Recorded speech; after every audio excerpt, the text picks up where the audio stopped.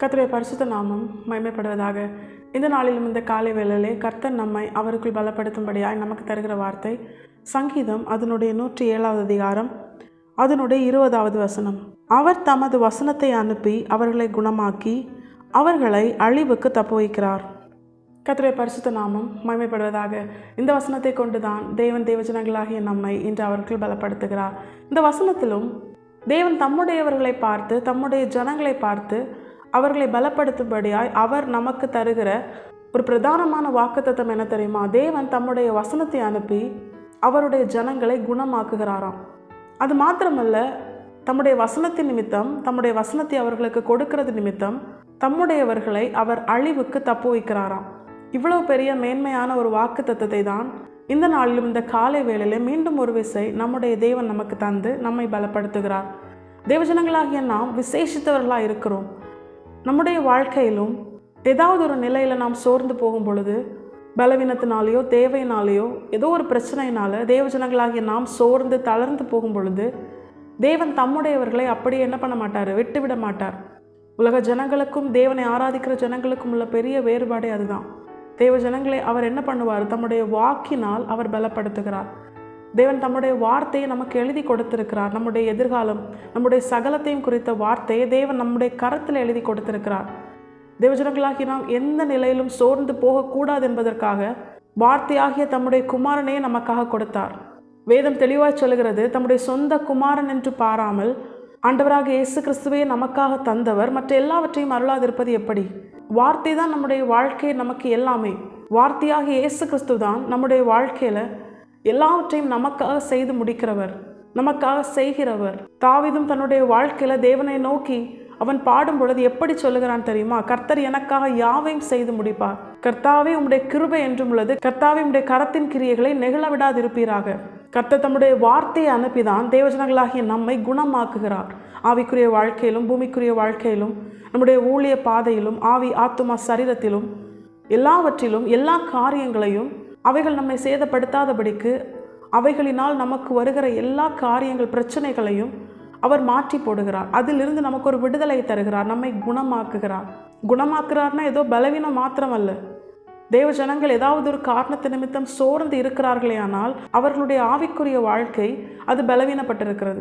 சரீரப்பிரகாரமான பலவீனத்தை எப்படி தம்முடைய வார்த்தை அனுப்பி அவர் குணமாக்குகிறாரோ அதே போல ஏதாவது ஒரு பிரச்சனை நிமித்தம், பிசாசின் கிரியை நிமித்தம் தேவ ஜனம் தன்னுடைய வாழ்க்கையில சோர்ந்து தளர்ந்து போகும் பொழுது, ஒரு தேவ பிள்ளையினுடைய வாழ்க்கை, ஆவிக்குரிய வாழ்க்கை அது மங்கி எறியும் பொழுது தேவன் தம்முடைய வார்த்தையை அனுப்பி அதை குணமாக்குகிறார். தேவனுடைய வார்த்தையால் மட்டுமே தேவஜனங்களாகிய நாம் பரிபூர்ண விடுதலை பெற முடியும். தேவனுடைய வார்த்தை மட்டுமே மங்கி எரிகிற நம்முடைய திரியை பிரகாசமாய் மீண்டும் அது எரிய வைக்க முடியும். அவர் நெறிந்த நாணலை முறிக்காதவர், மங்கி எரிகிற திரியை அணைக்காதவர். நியாயத்திற்கு ஜெயம் கிடைக்கும் வரைக்கும் அவர் தம்முடையவர்களை மகிமையாய் கைவிடாதபடிக்கு காத்துக்கொள்வார். அவர் தேவஜனங்களாகிய நமக்கு தந்த வார்த்தையை நிறைவேற்றும் வரைக்கும் நம்மை பத்திரமாய் காத்துக்கொள்வார். தம்முடைய வார்த்தையை அனுப்பி அவர் நம்மை குணமாக்குவார்.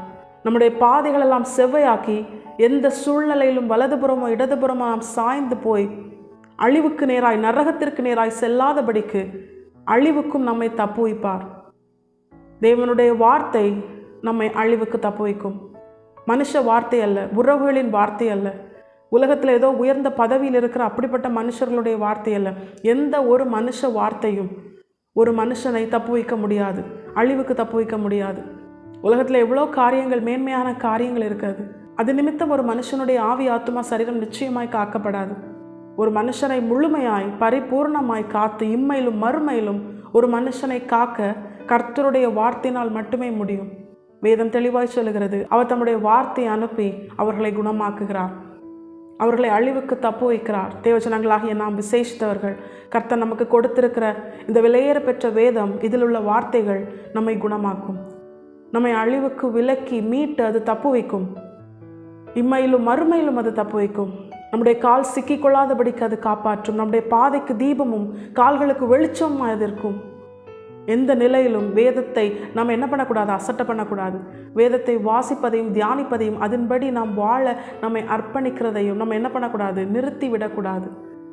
தேவ பிள்ளைகளுடைய வாழ்க்கை இந்த வசனத்தை சார்ந்து மட்டுமே இருக்க வேண்டும். அதுதான் எல்லா நிலையிலும் எல்லா சூழ்நிலையிலும் அவர்களை குணமாக்கும்.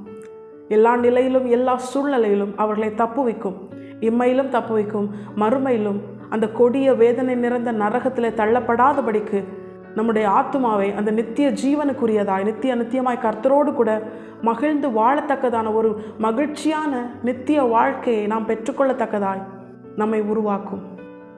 தேவ வார்த்தையை சார்ந்து வசனத்திற்கு கீழ்ப்படிந்து வசனத்திற்குட்பட்டவர்களாய் வாழ நாம் நம்மை முழுமையாய் முழு இருதயத்தோடு கர்த்தருடைய பாதத்திலே அர்ப்பணிப்போம். இந்த வாக்கு தத்தத்தை தேவன் தேவஜனங்களாகிய நமக்கு சுதந்திரமாய் கொடுத்திருக்கிறார். எந்த ஒரு காரியத்தையும் ஒரு நிபந்தனை இல்லாமல் கர்த்தர் வாக்கு தத்தமாய் கொடுக்க மாட்டார். அப்போ இவ்வளவு பெரிய ஒரு மேன்மையான வாக்கு தத்தத்தை தேவஜனங்களாகிய நாம் சுதந்திரிக்க வேண்டுமானால் இதற்காக தேவன் வைத்திருக்கிற நிபந்தனை என்ன தெரியுமா? இந்த வசனத்தின் முந்தின வசனத்தை நாம் வாசித்தோமேயானால், தங்கள் ஆபத்திலே கர்த்தரை நோக்கி கூப்பிடுகிறார்கள், அவர்கள் இக்கட்டுகளுக்கு அவர்களை நீங்களாக்கி இரட்சிக்கிறார். தேவன் நமக்கு நிபந்தனையாய் கட்டளையிடுவது என்ன தெரியுமா? எல்லா சூழ்நிலையிலும் கர்த்தர் தம்முடைய வார்த்தையை அனுப்பி நம்மை குணமாக்கி நம்முடைய வாழ்க்கை இம்மையிலும் மறுமையிலும் அழிவுக்கு தப்புவிக்க வேண்டுமானால், முழுமையாய் தேவஜனங்களாகிய நாம் ரட்சிக்கப்பட வேண்டுமானால், எல்லா நிலையிலும் எல்லா சூழ்நிலையிலும் எந்த ஆபத்து நேரிட்டாலும் கர்த்தரை நோக்கி கூப்பிடுகிறவர்களாய் நாம் இருக்க வேண்டும் என்று கர்த்தர் விரும்புகிறார். சங்கீதம் 121 அதை தான் நம்ம பார்க்குறோம். எனக்கு ஒத்தாசை வரும் பருவங்களுக்கு நேராக என் கண்களை எடுக்கிறேன், வானத்தையும் பூமியை உண்டாக்கின கர்த்தரிடத்திலிருந்து எனக்கு ஒத்தாசை வரும். தேவஜனங்களாகிய நமக்கு ஒத்தாசை தேவனிடத்திலிருந்து மட்டுமே வரும். மனுஷனிடத்திலிருந்து வருகிற எல்லா உதவியும் ஒத்தாசையும் அது விருதா. மனுஷனால் என்ன பண்ண முடியாது. முழுமையாக தேவ ஜனங்களுடைய ஆத்மா சரீரம் இவர்கள் ரட்சிக்கப்படும்படியான ஒரு நிலையில் அவர்களுக்கு உதவி செய்ய முடியாது. மனுஷன் செய்கிற உதவி வேணா தற்காலிகமாக அந்த நேரத்தில் ஒரு பிரயோஜனம் உள்ளதாக இருக்கலாம். ஆனால் ஒரு மனுஷனுக்கு தேவனிடத்திலிருந்து அவன் பெற்றுக்கொள்ளுகிற உதவிதான் முழுமையாய் இம்மையிலும் மறுமையிலும் அவனுடைய ஆத்மா சரீரத்தை பாதுகாக்கும். அது அழிவுக்கும் பாதுகாக்கும். எந்த விதத்திலும் அது சேதப்பட்டு போகாதபடிக்கு அதை குணமாக்கும். ஒரு மனுஷனுடைய ஆத்மா சரீரம் எந்த விதத்திலும் சேதப்படக்கூடாதேயானால் அவன் வார்த்தையினால் குணமாக்கப்பட்டு தப்புவிக்கப்படுகிற அந்த இரட்சிப்பை பெற்றுக்கொள்ள வேண்டும். அதற்கு முழுமையாக எல்லா நிலையிலும் எல்லா ஆபத்திலும் அவன் கர்த்தரையை நோக்கி கூப்பிட வேண்டும். எரேமியா தீர்க்கதரிசியின் வாழ்க்கையில் நம்ம அதை தான் பார்க்குறோம். மகா ஆழமான கிடங்கிலிருந்து வேற எந்த மனுஷனுடைய உதவிக்கும் அவன் சத்தமிடலை, எந்த மனுஷனை நோக்கி அவன் கூப்பிடலை.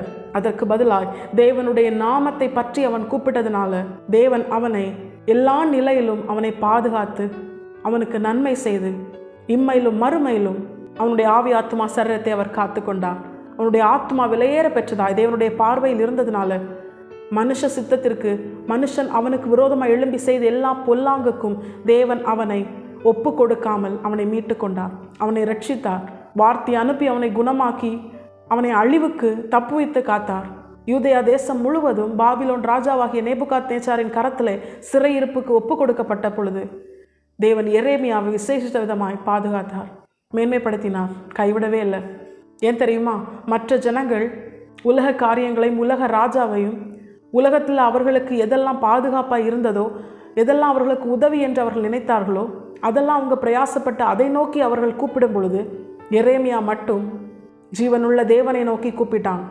உதவி வரும் கண்மலையை நோக்கி அவன் பார்த்தான். எல்லா நிலையிலும் உதவி அவனுக்கு கிடைக்க வாய்ப்பே இல்லாத அப்படிப்பட்ட நிலையிலும் கர்த்தரே அவனுக்கு உதவி செய்து அவனுடைய ஆத்மா சரீரம் சேதப்படாதபடிக்கு, சத்ருவின் கரத்தினாலும் சேதப்படாதபடிக்கு வார்த்தை அனுப்பி அவனை குணமாக்கி அவனை அழிவுக்கு விலக்கி மீட்டு தப்பு வைத்து அவனை ரட்சித்து பத்திரமாய் பாதுகாத்து கொண்டார். தேவஜனங்களாகிய நம்மிடத்திலும் கர்த்தர் எதிர்பார்ப்பது அதுதான். நமக்கு உதவி நம்முடைய ஆண்டவராகிய இயேசு கிறிஸ்து மட்டும்தான். அவரை நோக்கி மட்டுமே பார்ப்போம், அவரிடத்தில் மட்டுமே உதவிக்காக மன்றாடுவோம், அவருடைய நாமத்தை பற்றி கூப்பிடுவோம். எல்லா நாமத்திற்கும் மேலான நாமம், வானோர் பூதலத்தோர் சகல முழங்கால்களும் முடங்கும் நாமம் நம்முடைய ஆண்டவராகிய இயேசு கிறிஸ்துவின் நாமம்.